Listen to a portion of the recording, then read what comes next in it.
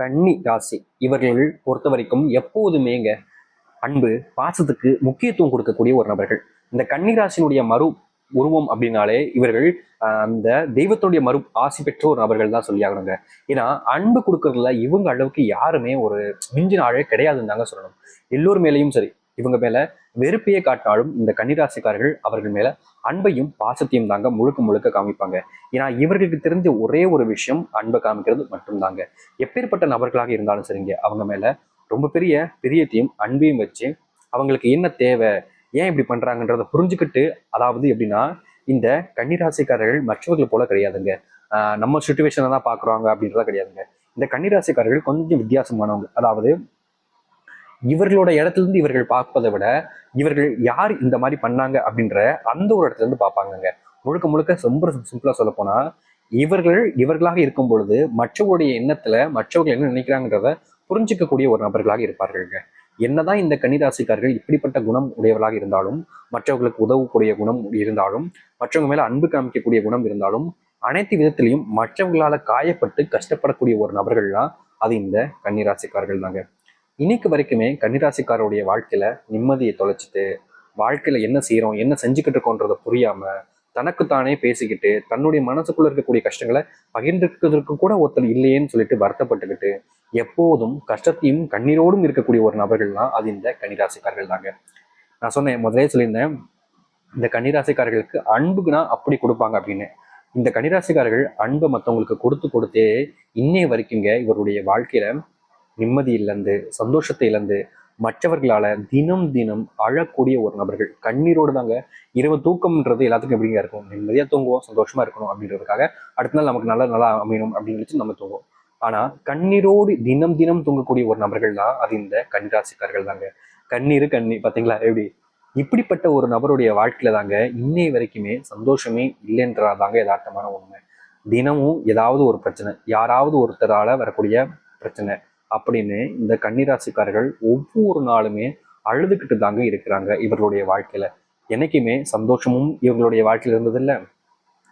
இவங்க வாழ்க்கையில இன்னைய வரைக்குமே யாராவது ஒருத்தங்களை நம்பி நம்பி ஏமாந்து போய் நிற்கக்கூடிய ஒரு நிலைமையில தான் இருந்துகிட்டு இருக்காங்கன்னு தாங்க சொல்லணும் இந்த கன்னிராசிக்காரர்கள். கன்னிராசினுடைய வாழ்க்கையில மற்றவங்களை நம்பி நம்பி முக்கியமா சொல்ல போனா இவர்கள் காதலிச்ச ஒரு பெண்ணையும் சரி, காதலிச்ச ஒரு ஆணையும் சரிங்க, அவர்கள் நம்பியே வாழ்க்கையில மிகப்பெரிய ஒரு கஷ்டத்தையும் துன்பத்தையும் இன்னைய வரைக்கும் அனுபவிச்சுக்கிட்டு இருக்காங்கன்றதாங்க யதார்த்தமான உண்மை. இவங்க எப்படியாவது வாழ்க்கையில முன்னேறிடணும், சந்தோஷமா வாழ்க்கையை வாழணும் அப்படின்னு ஆசைப்பட்டாங்க. ஆனா இவர்களுடைய வாழ்க்கை இருக்கக்கூடிய அந்த உறவு சொந்த பந்தங்கள், நீ எப்படிப்பா சந்தோஷமா வாழலாம், உனக்கு நாங்கள் வாழ விட்டுருவோமா அப்படின்றத மாதிரி இவர்களை இன்னைய வரைக்குமே அடிமைத்தனமாகவும் மற்றவர்களுக்கு எப்படி சொல்றதுன்னா அடிமைத்தனம்னா உங்களுக்கு புரியும்னு நினைக்கிறேன். எப்போதுமே இவர்களை வேலையை வச்சுட்டு அவங்க வீட்டுக்கு சந்தோஷமா இருப்பாங்க, கடைசியில பேர் மட்டும் அவங்க வாங்கிப்பாங்க. அப்படிப்பட்ட ஒரு வாழ்க்கையை தாங்க இந்த கன்னிராசிக்காரர்கள் வாழ்ந்துகிட்டு இருக்காங்க. இப்படிப்பட்ட ஒரு வாழ்க்கை மாறுமா, எனக்குன்னு ஒரு வாழ்க்கை அமையுமா, எனக்குன்னு ஒரு குடும்பம் அமையுமா, நான் சந்தோஷமா வாழ்வான்னு ஆசைப்பட்டீங்களே, உங்களுடைய வாழ்க்கை மாறப்போகுதுங்க. இது நாள் வரைக்கும் நீங்க ஆசைப்பட்ட ஒரு வாழ்க்கை இப்போ இந்த கன்னிராசிக்காரர்களுக்கு கிடைக்க போகுதுங்க. இவ்வளவு நாள் நீங்க தேடிக்கிட்டு இருந்த அந்த ஒரு வாழ்க்கை உங்களுடைய வாழ்க்கையில உங்க கண்ணு முன்னாடி வரப்போகுதுங்க. அது எப்படிப்பட்ட வாழ்க்கை, எந்த அளவுக்கு இந்த கன்னிராசினுடைய வாழ்க்கை மாறப்போகுதுன்றதை பற்றி இந்த ஒரு பதிவில் நம்ம பார்ப்போம். அதற்கு முன் நம்முடைய சேனலுக்கு நீங்கள் ஒரு புதிய பார்வையாளர் இருப்பினும் இதுவரைக்கும் நம்ம சேனலை சப்ஸ்கிரைப் பண்ணாமல் பார்க்குறேன்ற போதும் சேனலை மறக்காமல் சப்ஸ்கிரைப் பண்ணிக்கோங்க. அப்போ தான் நம்ம போடக்கூடிய அனைத்து தகவல்களும் உங்களுக்கு நோட்டிஃபிகேஷனாக வந்து கொண்டிருக்கும். முடிஞ்ச அளவுக்கு வீடியோவை ஸ்கிப் பண்ணாமல் பாருங்க. அது மட்டும் இல்லை, இந்த கன்னிராசிக்காரர்களுக்கான முக்கியமான ஒரு பரிகாரம் இருக்குதுங்க. அதில் வீடியோ முழுமைக்கும் பார்த்துட்டு அந்த பரிகாரம் என்னன்றதை தெரிஞ்சுக்கோங்க.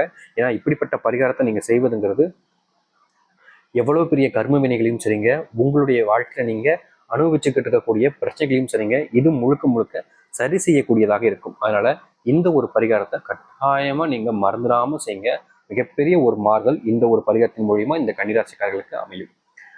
கன்னிராசிக்கார அன்பர்களே, நீங்கள் எடுத்து வைக்கக்கூடிய முடிவுகள்ல இது முழுவதுமான முன்னேற்றம் என்பது இருக்கும். முக்கியமாக நீங்கள் வேலை சம்பந்தப்பட்ட விஷயங்களையும் சரி, தொழில் சம்பந்தப்பட்ட விஷயங்களையும் சரி, இன்னைக்கு இந்த ஒரு பிரச்சனை முடிஞ்சிடும், நாளைக்கு இந்த பிரச்சனை தீர்ந்துடும் அப்படின்னு ஆசைப்பட்டீங்க, நினைச்சீங்க. ஆனா உங்களுடைய வாழ்க்கையில் எந்த ஒரு பிரச்சனையும் முடியாதுன்றது போலதான் மறுபடியும் அந்த பிரச்சனைக்கான சுய உரிமம்ன்றது அதிகரிச்சுக்கிட்டே இருந்திருக்கு. ஆனா இனி அந்த ஒரு பயம் உங்களுடைய வாழ்க்கையில் வேண்டாங்க. நீங்க எந்த ஒரு விஷயத்தை நினைச்சு வருத்தப்பட்டீங்களோ, எந்த ஒரு விஷயம் உங்களுடைய வாழ்க்கையிலிருந்து நீங்கி மாறி நல்லது நடக்கணும்னு ஆசைப்பட்டீங்களோ அப்படிப்பட்ட ஒரு விஷயம் உங்களுடைய வாழ்க்கையில இனி நடக்கும். நீங்கள் எடுக்கக்கூடிய முடிவுகள் இனி உங்களுக்கு சாதகமாக அமையும். உங்களுடைய பிள்ளைகள், உங்களுடைய குடும்பத்தார்கள் உங்கள் மேல அன்பையும் பாசத்தையும் காமிப்பார்கள். இதனால் வரைக்கும் உங்களுடைய பிள்ளைகள் உங்ககிட்ட சரியா பேசுவதோ இல்ல முகங்காத்து பேசுவதோ இருக்கவே மாட்டாங்க. என்னைக்குமே நீங்க போய் பேச போனீங்கன்னா அவங்க வாட்டுக்க கண்டுக்காம பாத்தீங்கன்னா போக வேண்டிய நிலைமை இருந்திருக்கும். அதாவது நீங்க பேசுவீங்க உங்களுடைய பிள்ளைகள்கிட்ட, உங்களுடைய பிள்ளைகள் கேட்பாங்க. ஆனாலும் கூட உங்களுக்கு கேட்காத போல நடிக்கக்கூடிய விதத்துல உங்களுடைய பிள்ளைகள் உங்களுக்கான அந்த ஒரு அன்பையும் பாசத்தையும் காமிக்காம இருந்திருப்பாங்க. என்னப்பா இது வயசான காலத்துல நம்மளுடைய பிள்ளைகள் இப்படி இருக்காங்களே அப்படின்ற மாதிரி உங்களுடைய மனசு வேதனைப்பட்டிருக்கும். நீங்க யாருக்கிட்டையும் பேச முடியாம தனிமைப்படுத்தப்பட்டு வாழ்ற வாழ்க்கையாக இருந்திருக்கும் இந்த கன்னிராசிக்காரர்கள். அப்படிப்பட்ட ஒரு விஷயம் முழுவதுமாக மாறுங்க. முக்கியமா உங்களுடைய பிள்ளைகள்கிட்ட நீங்க பேசுவது உங்களுடைய பிள்ளைகள் புரிஞ்சுக்கிட்டு இனி உங்க மேல அன்பு காமிக்க ஆரம்பிப்பாங்க. உங்களுடைய உடல் சார்ந்த விஷயங்கள் அவங்க முக்கியத்துவம் கொடுத்து உங்களுடைய உடலை பார்த்துக்கணும் அப்படின்றதுக்காகவும் நீங்க எங்களுக்கு கூட இருக்கணும்ன்றதுக்காகவும் எல்லா விஷயத்தையும் பண்ண ஆரம்பிப்பாங்க. இந்த கன்னிராசினுடைய வாழ்க்கையில இன்னைய வரைக்குமே இந்த காதல்ன்ற ஒரு விவகாரம் மிகப்பெரிய ஒரு பிரச்சனையாக தாங்க இருக்கு. இவங்க சின்ன வயசுல காதலிச்சதுங்க, ஒரு 20 வயசுல காதலிச்சாங்க. ஆனா இன்னை வரைக்குமே அந்த காதல் மனசுக்குள்ளே இருந்துகிட்டு இருக்கு. இந்த காதல் சக்சஸ் ஆகுமான்ற கேள்வியும் இருக்கு. அதாவது முக்கியமா சொல்லணும்னா இந்த 20 வயசுல காதலிச்சாங்க, இப்ப 26 வயசு ஆகுதுன்னா அந்த திருமணம் வாழ்க்கை, அதாவது அந்த காதல் திருமணமா மாறுமா அப்படின்ற ஒரு கேள்வி உங்களுடைய மனசுக்குள்ள ரொம்ப ஆழ்ந்திருக்கு. பயம் வேண்டாங்க. நீங்க ஆசைப்பட்ட அந்த ஒரு பெண்ணுடனோ அல்லது அந்த ஆணுடனோ உங்களுடைய திருமண வாழ்க்கை பந்தம்ன்றது அமையும். ஆனால் இந்த திருமண பந்தத்தில் சில குழப்படிகளும் முக்கியமாக சில சண்டை சச்சரவுகளும் அதிகமாக வருவதற்கான வாய்ப்புகள் என்பது இருக்கு. முக்கியமாக குடும்பத்துக்குள் மனஸ்தாபங்கள் ஏற்படலாம். நீங்க பேசக்கூடிய வார்த்தைகள் என்பது இந்த கட்டக்காலங்கள்ல பார்த்தீங்கன்னா, அதாவது இந்த காதல் சம்பந்தப்பட்ட பிரச்சனைகள் வரும்போது பார்த்து பக்குவமாக பேச வேண்டியதுன்றது கட்டாயம். ஏன்னா இந்த குடும்பத்தார்கள்ட்ட நீங்க வாய்வாக்குல ஏதோ ஒரு சில விஷயங்கள் பேசும்போது அது மிகப்பெரிய பிரச்சனையாக வந்து உங்களுடைய காதல் திருமணம் அப்படின்றது முற்றிலுமாக முடிவடைந்துடும். அதனால எந்த ஒரு விஷயமாக இருந்தாலும் சரிங்க, பொறுத்து நிதானமா கையாளுவது ரொம்ப முக்கியம். முடிஞ்ச அளவுக்கு நீங்க அனைத்து விஷயங்களையும் கண்ட்ரோல் பண்ணி வச்சுக்கிறது இந்த காலகட்டங்களில் கன்னிராசிக்காரர்களுக்கு ரொம்ப முக்கியமானதாக இருக்கு. ஏன்னா நீங்க பேசுறீங்க வாய் வாக்குல, ஆனா அந்த பிரச்சனை அப்படின்றது அதுக்கப்புறமா அது எழுந்து எழுந்து வரும்போது உங்களை ஒண்ணுமே இல்லாம ஆக்கிடும். அதனால இந்த காலகட்டங்களில் கொஞ்சம் கவனித்து வார்த்தைகளை விடுவது கட்டாயமாக சிறந்ததாக இருக்கும். வேலை சம்பந்தப்பட்ட விஷயங்கள்ல சில முன்னேற்றங்கள் ஏற்படலாம்.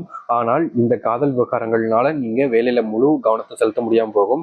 இதனால் உங்களுடைய அதிகாரிகள்கிட்ட சில விஷயங்கள் பிரச்சனைகளாக வந்து சேரலாம். முடிந்த அளவுக்கு இந்த காலகட்டங்களில் நீங்க வேலையிலையும் கவனத்தை செலுத்துவதும் காதலிலையும் ஒரு கவனத்தை வச்சுக்கிறதுன்றது கட்டாயமான ஒரு விஷயமா இருக்கும். அது மட்டும் இல்ல, வெளியூர் பயணங்கள் இந்த காலகட்டங்களில் நீங்க ஆபீஸ்ல இருந்து போக வேண்டிய நிலைமை ஏற்படலாம். அப்படிப்பட்ட விஷயங்களை நீங்க தவிர்க்க முடியாமல் போகும் பொழுது உங்களுடைய குடும்பத்தில் இருக்கக்கூடிய பிரச்சனை இன்னும் கொஞ்சம் கூடுதலாக ஆகலாம். அதனால நீங்க இந்த நேரங்களில் கொஞ்சம் கவனமாக இருக்க வேண்டியது கட்டாயமாக இருக்கு இந்த கன்னிராசிக்காரர்களுக்கு. பணப்பிரச்சனை என்பது முழுவதுமாக நீங்க போகுது. இதனால் வரைக்கும் நீங்க வாங்கி வச்சிருந்த கடன் என்பது முற்றிலுமாக நீங்கும். முக்கியமா இந்த கன்னிராசினுடைய நகை பேங்க்ல அடமானம் வச்சிருப்பாங்க, இல்ல நகைக்கடையில் அடமானம் வச்சிருப்பாங்க. அதை மீட்க முடியாம பல வருஷங்களா போராடிக்கிட்டு இருப்பாங்க. ஆனா அப்படிப்பட்ட போராட்டத்துக்கு முற்றுப்புள்ளி வைக்கக்கூடிய விதமா உங்களுடைய வாழ்க்கையில நீங்க கடைகளை, அதாவது பேங்க்லயோ இல்ல நகை கடையிலயோ வச்ச அந்த நகையை மீட்டுக் கொள்வதற்கான சூழ்நிலை என்பது இப்போ உங்களுடைய வாழ்க்கையில அமையும்.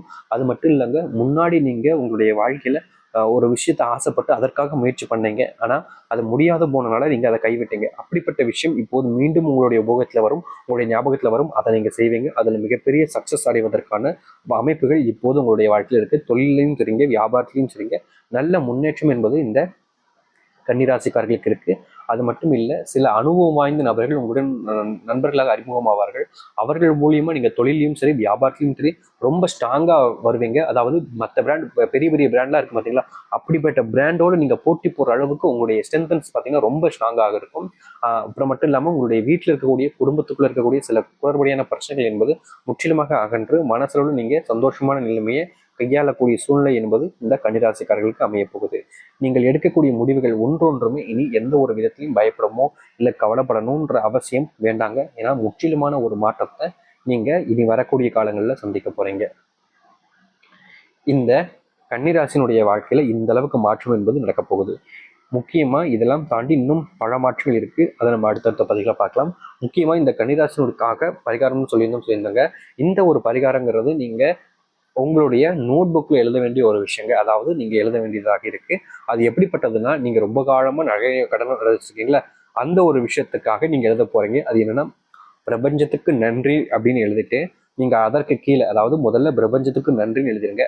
அதற்கு கீழே பார்த்தீங்கன்னா, நான் பல நாட்களாக மீட்க வேண்டும் என்று நினைத்த நகை இப்போது என் கைவசம் வந்ததுக்கு பிரபஞ்சத்துக்கு நன்றி அப்படின்னு நீங்க எழுதுங்க. அதாவது நீங்க அதை இன்னும் மீட்கல, ஆனா மீட்டுட்டதாக நினைச்சு நீங்க உங்களுடைய மனசளவுல பார்த்தீங்கன்னா 21 முறை அதை நீங்க எழுதி முடிங்க. அப்படி ஒரு 21 முறை நீங்க எழுதி முடிச்சிட்டாலே போதுங்க, உங்களுடைய வாழ்க்கையில இந்த நகை பிரச்சனைன்றது முக்கியமா நீங்கிரும். இது ரொம்ப எளிமையான சிம்பிளான ஒரு மெத்தட் தான். இதனால நிறைய பேருக்கு பலன் கிடைச்சிருக்கு. ஸோ கன்னிராசிகளுக்கான இப்போ இந்த நேரத்துல அமைஞ்சிருக்கக்கூடிய ஒரு விஷயத்துல இந்த ஒரு பரிகாரம் முக்கியமானதா இருக்கு. அதனால விருப்பப்படுறவங்க இந்த ஒரு விஷயத்த எழுதி பாருங்க, கட்டாயம் பலன் இருக்குதுங்க. ஸோ எந்த ஒரு விஷயத்த நிச்சயம் இங்க பயப்பட வேண்டிய அவசியம் கிடையாது. நிச்சயமா இது இந்த கன்னிராசினுடைய வாழ்க்கையை மாற்றக்கூடிய ஒரு தருணமாக இந்த ஒரு பரிகாரத்தின் மூலியமா இருக்கும். நம்பிக்கையோடு இருங்கள். வருகின்ற காலங்கள் இதை விட தாண்டி பல மாற்றங்கள் உங்களுடைய வாழ்க்கையில நடக்கப் போகுது. நம்பிக்கையோடு இருந்து வாருங்கள், நல்லதே நடக்கும். நன்றி, வணக்கம்.